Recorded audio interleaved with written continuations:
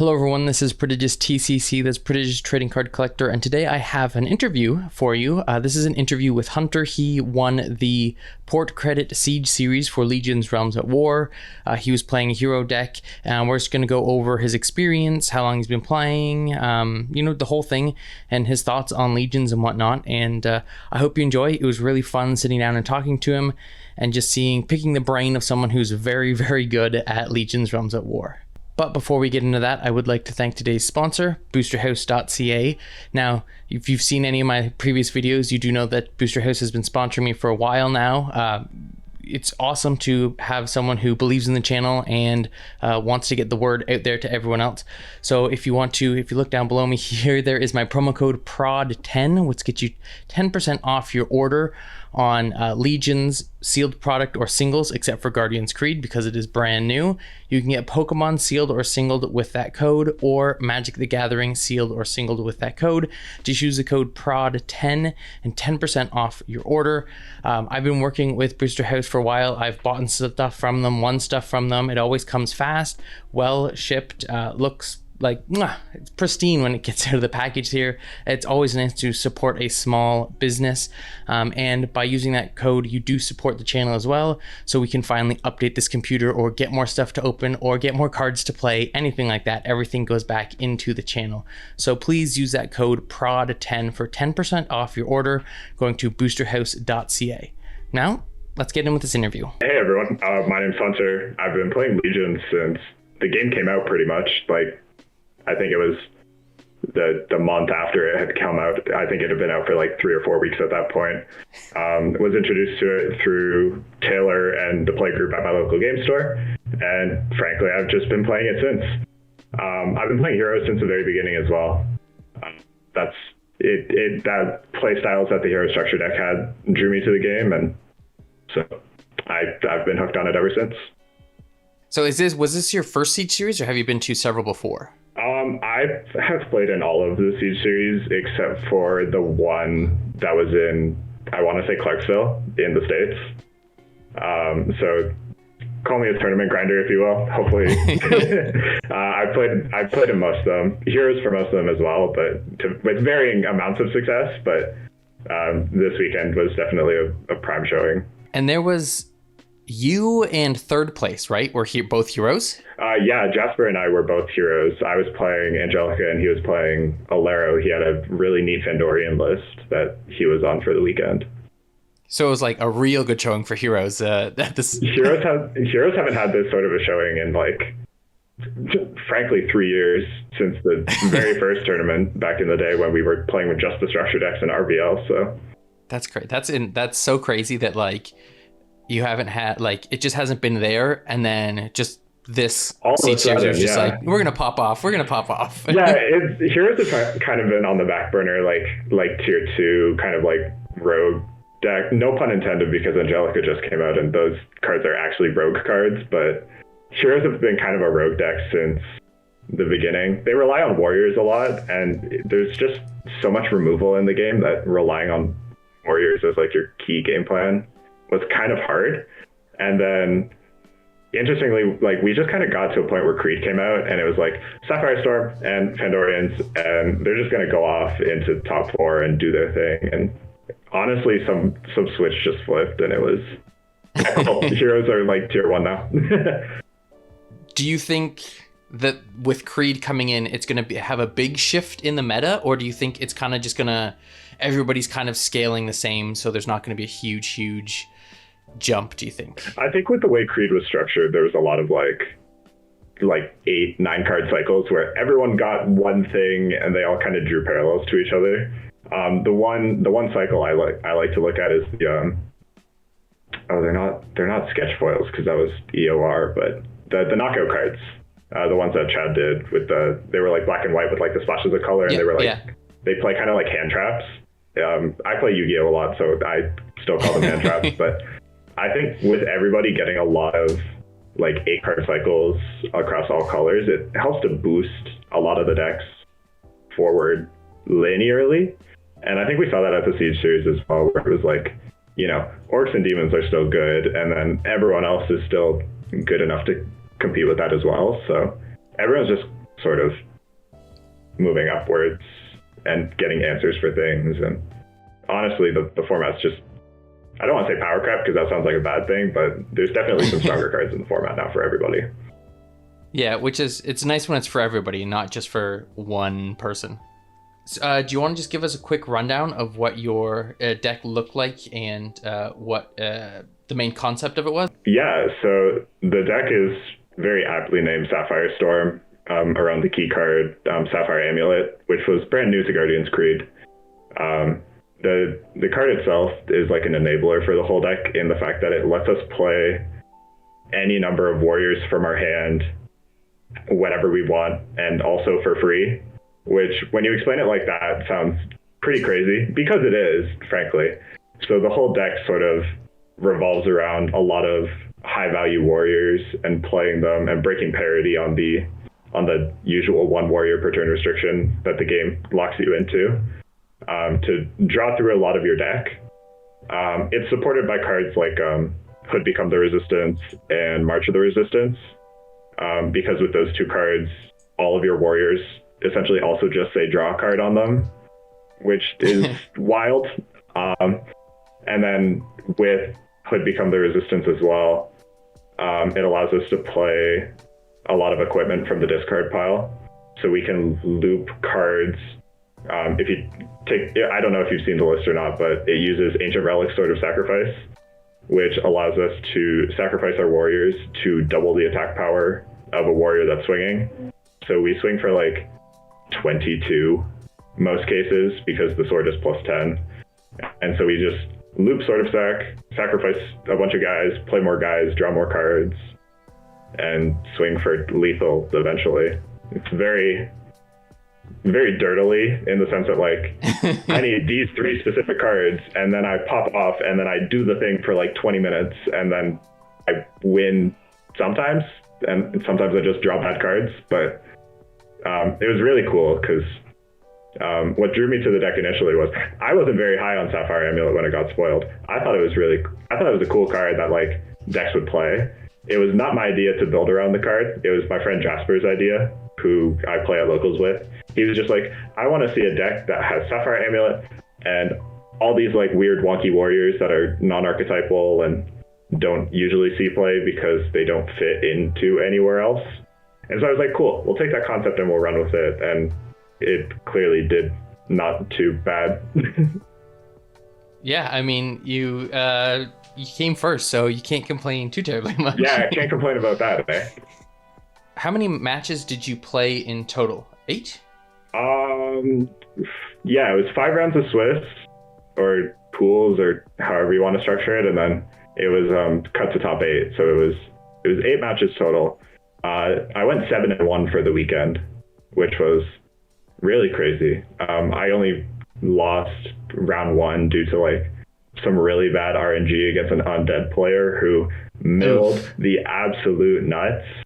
It was just like, because the new undead guardian, his name's Kasavaka, mills you in the pregame, which can then trigger your mill effect to mill more cards. And like, I think half of his deck was in the discard pile before we even started playing. So I that one was done pretty quickly, but every other match went fairly well.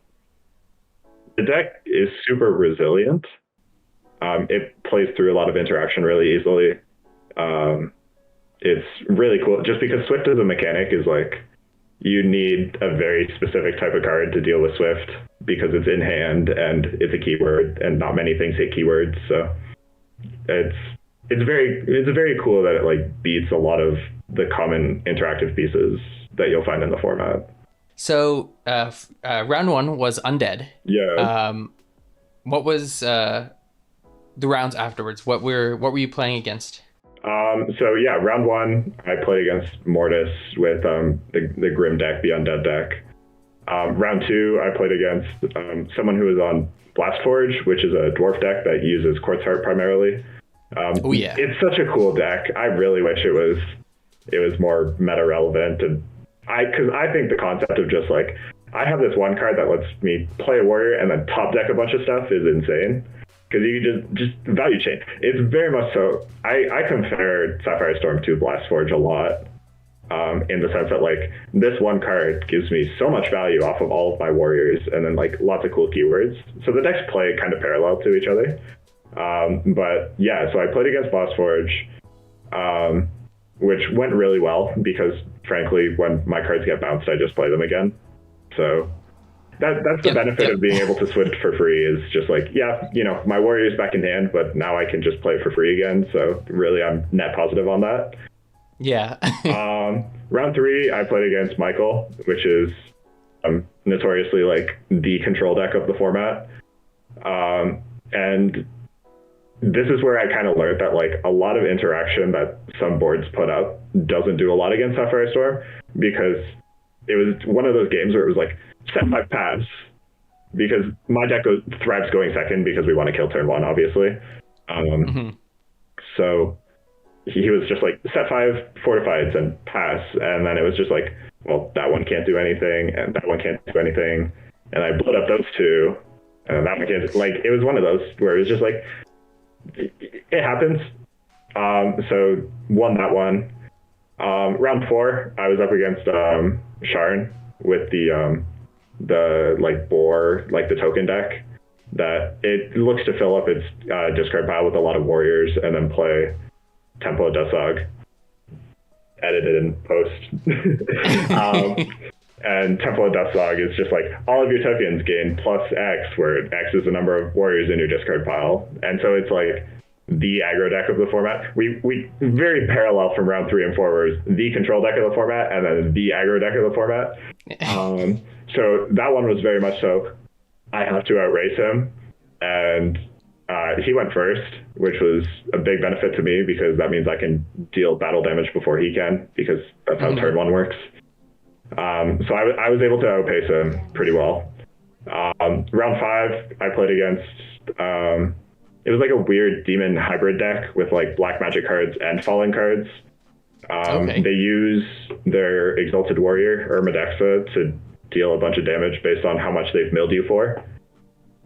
It counts like the number of cards in your eradication zone, and then hits you for that much +4 off the top of my head. I don't have the card in front of me, but so it uses like, and then it can sacrifice itself, and then there are cards that will like revive it, or a card. The other one got banned just recently. The deck got hit by the ban list really hard, but it was cool to see him still play it. So that one, it looked like he just bricked, and so he kind of lost RNG on that one. But yeah, that was pools, and then cut to top 8 got so much harder. So I went into top 8 in first, and so that had me play against the 8th place, which was my friend Josh, who I play at locals, and he was playing Gaia. And Gaia has one specific card that shuts off my whole deck, and it's called Reformation. It's just like, I'm going to play this, and for the rest of the game, all your warriors cannot attack the turn that they enter play. It's like Summoning Sickness almost. It's like all warriors have Summoning Sickness. And when I'm trying to play all like 20 something warriors in my deck in one turn, not being able to attack with them is like, I can't do the thing. Yeah. And then we'll go back to his turn and he'll like destroy all of the there's like a board wipe for warriors with blockade or something. So it's just like, well, what am I supposed to do about that? And then he didn't find it. So it was perfect. It was this long drawn out control game where it was just like, when is he going to find Reformation? Because I bricked kind of hard as well, where it was like, I had like Sapphire Amulet, but I didn't have any of the like value stuff to go with it, or any of the finishers. So it was just like, who can find the cards first? And it was really close. I think it was like 74. And my total is 75 before I die. So I was at like 74. When I put him to 80, it was like, that last life is the life I got to. Yeah, that was real close. Yeah. I think if there was ever a top 8 like series to record, it would have been the Poor Credit Siege series, because there were some banger matches that happened this weekend. But yeah, that match against Gaia was close, and I never want to play that match again. And Josh, if you're watching this, the game was great. Stop playing Gaia. And then after that, I played another Michael player, and it was tight. It was a lot tighter than the first time I played the other Michael player, but I still was able to bring it out in the end. And then the finals match, oh doozy! I wish that was on. I wish we had stream at the Legion, because that would have been. I still go back to the. I was playing against Malady, my best friend Matt, actually, him and I did so much playtesting together leading up to Creed. It was just like, yeah, we have all the cards. We're going to hammer out like 20 games like in the span of like a week. And we did that for like 3 weeks. So it was just like, we were ready. We knew what each other did and we were going to go for it. And we were at each other's throats the whole time.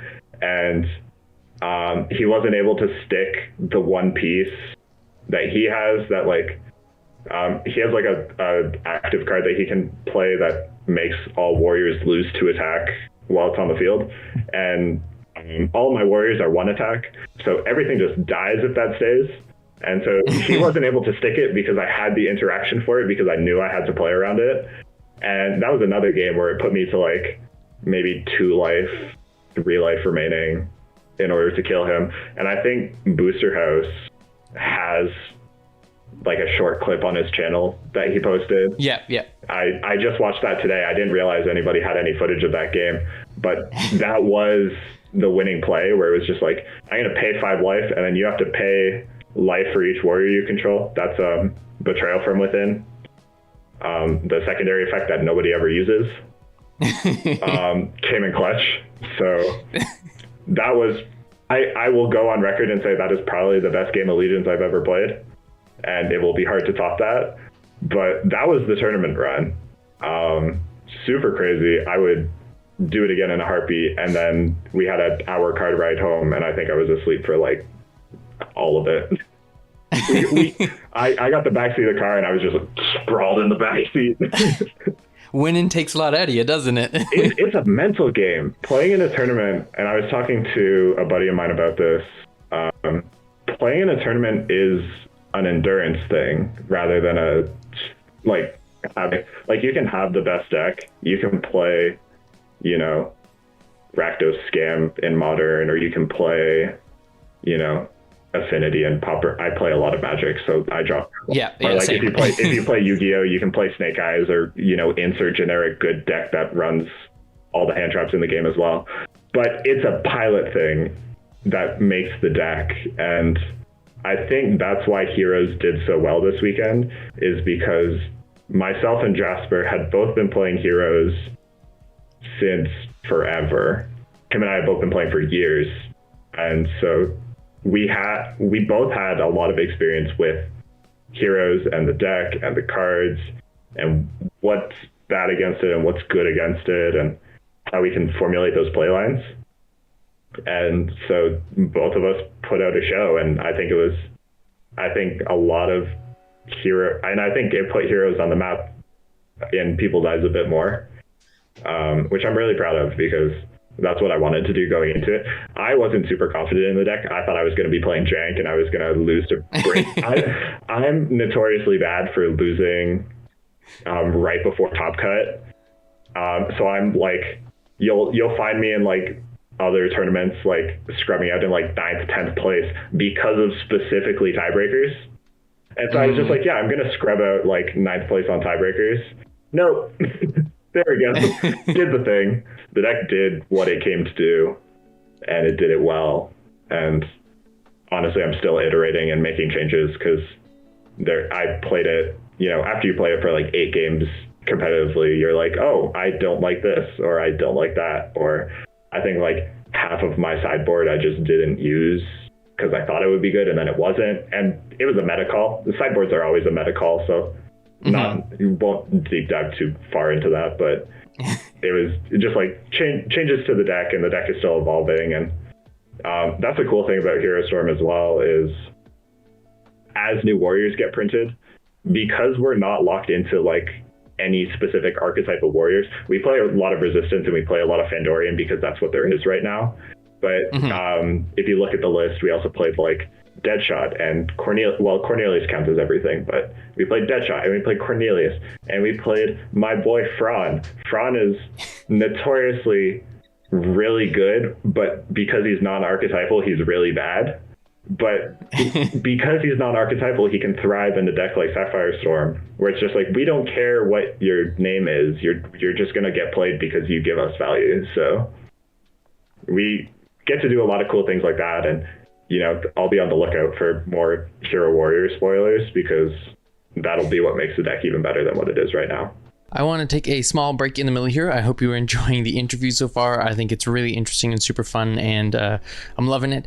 But I am doing a giveaway during this this video. I am giving away a Bountiful Harvest expansion box, or expansion set, sorry. It's a box. It has 10 cards per pack and 5 packs per box. So if you want to win this, comment down below something about Legions Realms at War, about the interview, about Hunter, about anything like that at all, and then you'll be entered into the giveaway. All you have to do is comment and be subscribed to the channel. I also do still have going the Legions Realms at War giveaway for the 2-player battle deck and some upgrade cards and a mat.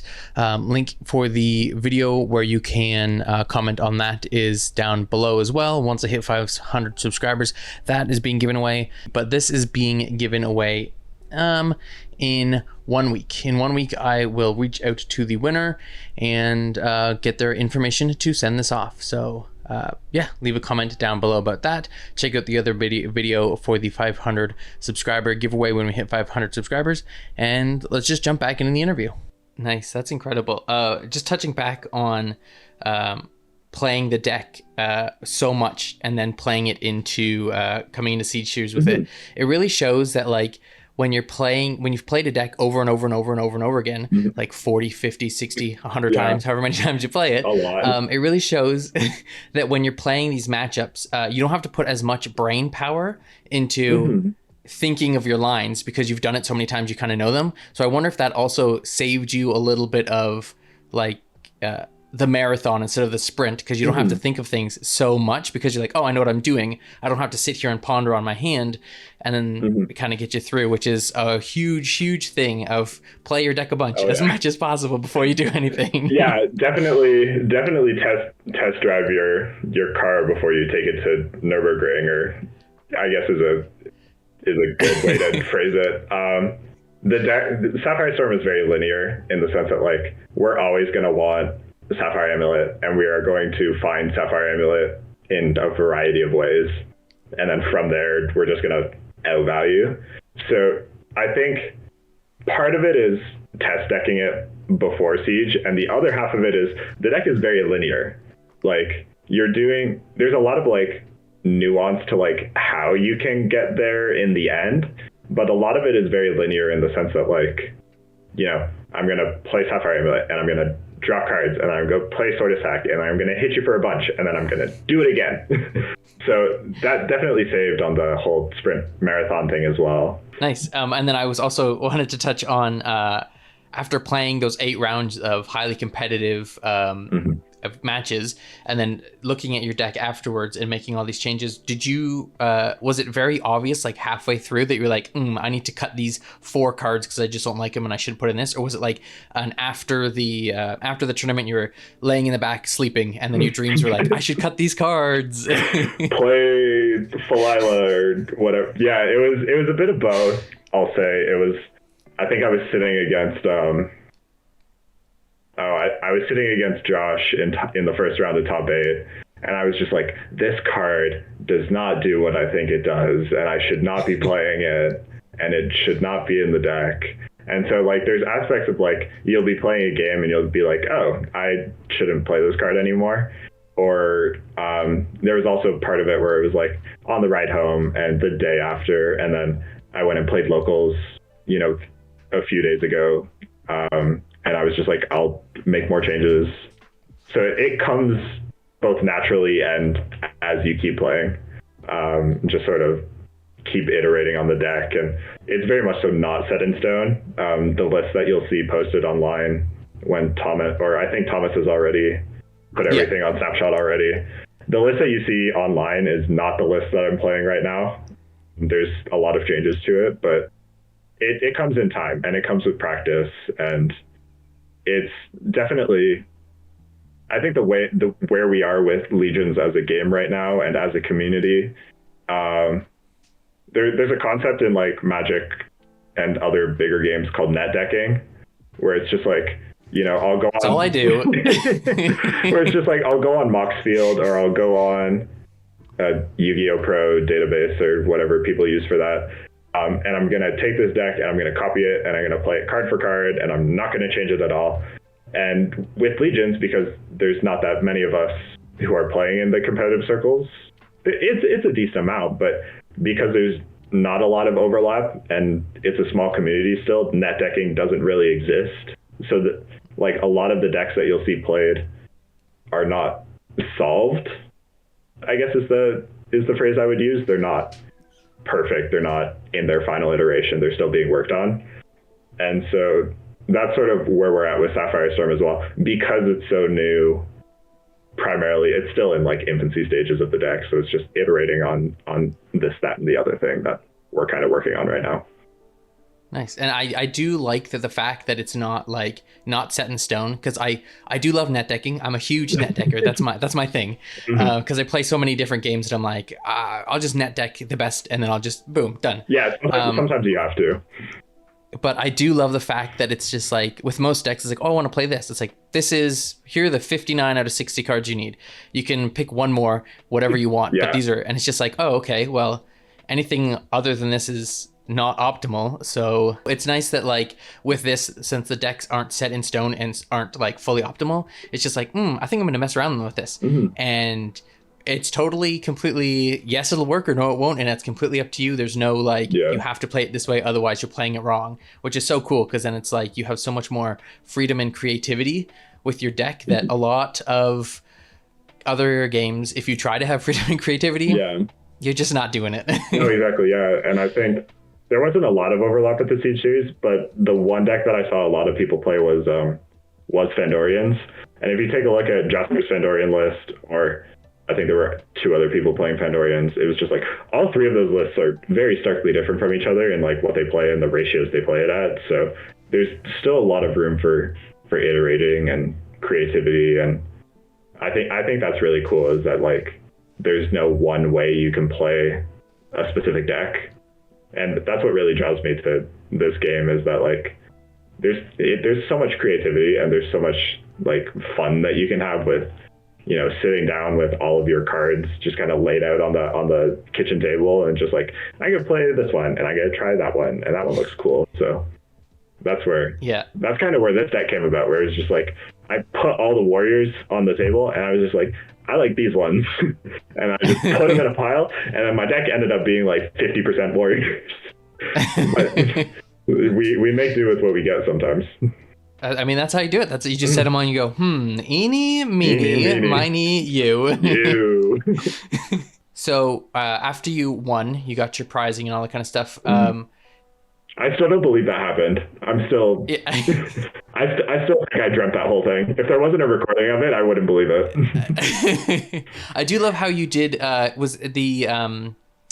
you went out and you grabbed... was it... Who did you take up with? And like you brought like the Matt. Yeah, yes. Matt was the one that I played in the finals. Him and I. Yes. First and second. I love the sportsmanship, which is a big thing. And so I guess because it's such a small community and so tight knit, that it's just like, it feels so good to be like, oh, I won, but it's just like everybody won because we're playing this game kind of thing. Yeah. It was super nice to see that. It was really cool. With Matt specifically, I've known Matt for like 6 or 7 years now. We went to high school together, and I was the one who got him into playing Legions, and him and I have a way back history, so it was really awesome to have that experience with him. And even though it was in a competitive sense, there's still a lot of camaraderie there between us and the rest of the KW community that we play at. Shameless plug, Atlas Collectibles. Go check them out. But yeah, I love this community. I have so many favorite parts about this game, but like this is probably the de facto favorite part of the game. Is just like the people that I play with are so cool, and I wouldn't have met them otherwise, except Matt. But I digress. There's a lot of people who I would never know, and they're all so cool. And you know, Taylor is someone who I met through this game because obviously it's his game, and you know, I look up to him a lot as like a role model, as like a self-starter business person. He's an incredible guy. He's an awesome guy. I don't know if you've sat down and like chatted with him for any extended period of time, but yeah. He is the most down-to-earth guy you could possibly talk to. And even though he has like this whole crazy successful company, so I did a small little interview thing with him, and after one of the events, I spent like 20 minutes just chatting with him, mm-hmm. and it's just like you can really tell also that like there's like such a genuine like I love this game, I love the community. Mm-hmm. I'm a ride or die kind of guy, and you're like that you love to see it. It's so nice. He has so much passion for what he does, and I think part of that in lies the fact that he has a story to tell. If you are familiar with any of the history of the game, it did not start out as a trading card game. It started out as started as like a screenplay. So like this whole story is like here, and we are constrained by the amount of cardboard that we can print at any given time to tell the story. So he's very much a ride or die guy for his community, because while he loves the community, I think it's also because he has the story he wants to tell that's so cool. That like he just wants to tell it, so like he wants to be able to have this outlet to tell people in the game. You're such a nice guy, and I love the it's not all about the prizes. I'm gonna say it's not all about the prizes, but I do love seeing the how much support the mm-hmm. Siege series and such get. Was it $3,000 worth of it was like material given out to the top players? Yeah, it was between the top 16, I want to say was $3,000 split up. So Future Life Studios is super generous in like they have their own, you know, tournament structure, and we have this organized play, and even in the Siege series outlet with like the recent 5Ks and the 3Ks and all of that stuff, but even like in partnership with like the local game stores to have, you know, the weeklies with like the weekly promos, and you know, with nerds and like other places for the Battle for Glory. And like it's so cool to see a company understand that there's both a casual and a competitive aspect of the game, that you can like and that they support both aspects of it, because you know, you have all of the stuff printed in the main sets for like your casual people, and then for your like tournament grindy people like me who go all the time, you have like, you know, the cool like foils or the playmats, or the fact that I opened the whole case of Creed the night I got home, so from the prize support. So it's really cool to see like the amount of support that this company gives for the competitive people and the people who, you know, strive to do really good and make their way with this game. Now, I have heard Taylor has mentioned that there may be somewhere between September, October, November, in that area, they're trying to get a Siege series in Peterborough. I've caught wind of that, yeah. Yeah. Now, will you be attending that one if it is set in stone? If I can get a date, I will 100% try to be there. I think I'm kind of obligated by my team to come out and defend my title. So I got picked up by a competitive team for like the first Legion's competitive team, and sort of in the infancy stages, Team Shockwave. And so I think I kind of... That's incredible. Yeah, it's really cool to see like we have these people who are like, it's like almost a mini community subset in this already mini community. But, but it's really cool to have been picked up by Team Shockwave, and I think they're going to force me out there regardless of if I can make it or not. So I will be there, and I will be playing Sapphire Storm, and I don't know when the tournament is going to be, but if Masquerade of the Macabre is out by then hopefully there's some cool hero cards for Masquerade of the Macabre. But yeah, I will definitely speaking of, where were you in Port Credit? I I know. was told that you were going to be coming, and I was going to be able to meet this prodigious TCC. No, not there. I know. On Thursday, my car blew a coolant leak, and they're like, "Yeah, we'll get it done."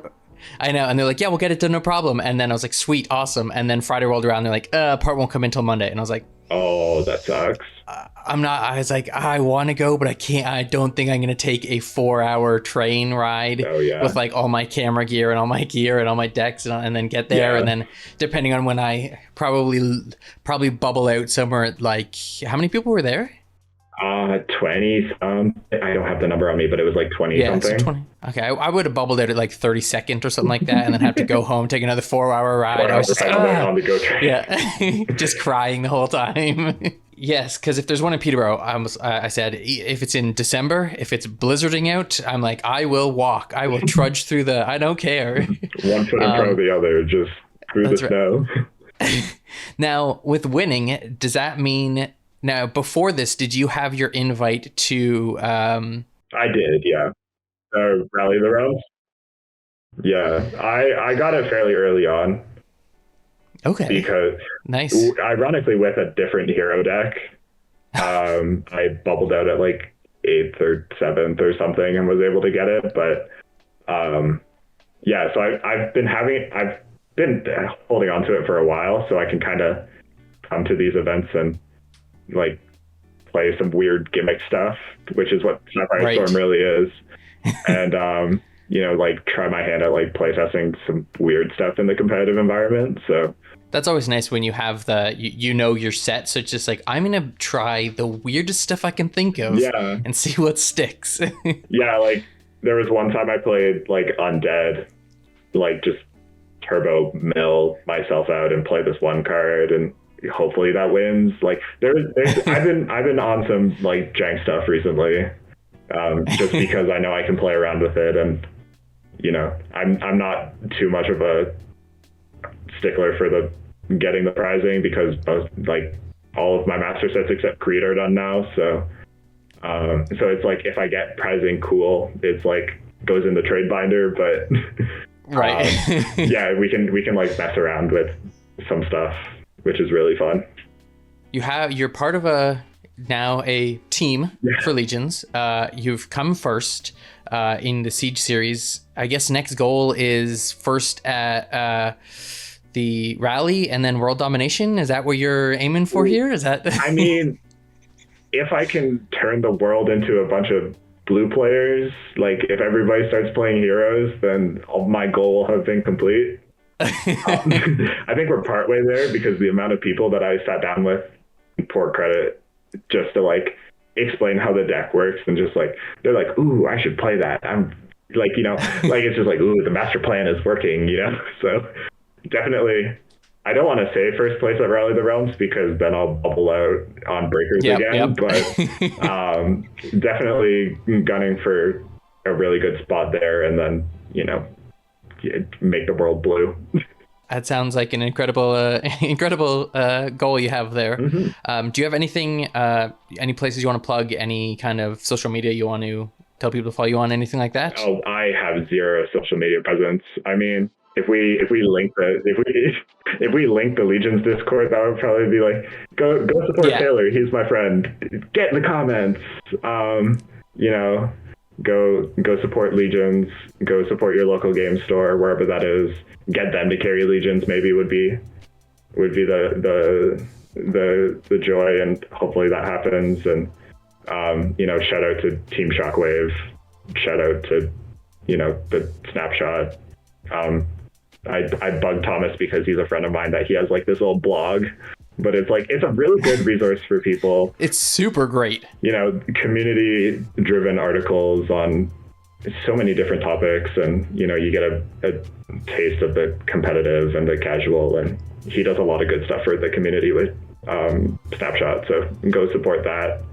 That's about it. I don't know. Link for everything will be down below. Yeah, definitely check everything out. Legions, bug everybody you can at your locals to get the game, play the game, all that kind of stuff. It's so much fun. Yeah, it's super fun, and I am just so disheartened and sad that I couldn't be at Port Credit. But next time yeah. I will be. Next time, and it will be a massacre, not from me to me. to you, possibly. To me, probably. Yes. Yeah. The one thing I will say, very brief point, tail on at the end here, is that we do play online and in the Discord a lot. So like, if you're ever interested in the game and either you don't have product yet or you do have product and you want to learn, we all play online all the time. There's almost always someone online, so come play. It'll be fun. I'll be defending my title if anybody ever decides to play against me again. Awesome. Well, thank you so much for talking to me, and congratulations. And Great. Now you just need to have that belt and carry it around with you. Yeah, thank you. Thanks for having me. It was a pleasure to sit down and talk to you, and I haven't had the opportunity to meet you before, so this was awesome to get to sit down with you.